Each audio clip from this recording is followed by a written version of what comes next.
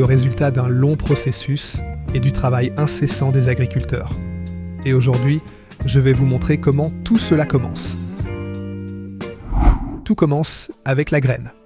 Les graines de riz sont trempées dans l'eau puis laissées à germer pendant 3 jours.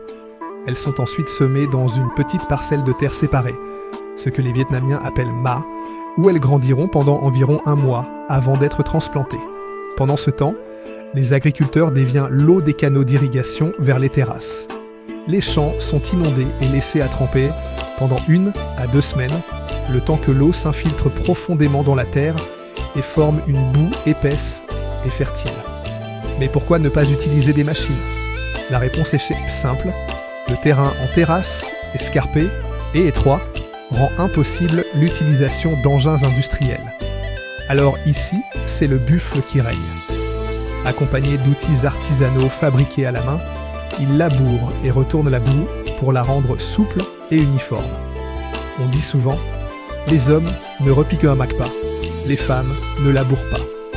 Une division du travail claire, transmise de génération en génération, où chacun connaît son rôle et l'assume avec fierté. Vient ensuite le repiquage, un travail de précision confié aux femmes. Les jeunes pousses sont délicatement arrachées de la pépinière, puis replantées une par une dans les rizières inondées. Rang après rang, tige après tige, sous le soleil ou sous la pluie. Un geste simple, répété des milliers de fois. Puis commence une longue période d'attente et d'entretien. Pendant plusieurs mois, les agriculteurs veillent chaque jour sur leurs champs, ajustant le niveau de l'eau, désherbant, protégeant les plants contre les insectes et les intempéries. Une vigilance constante, sans relâche. Et puis, un matin, les terrasses se couvrent d'or.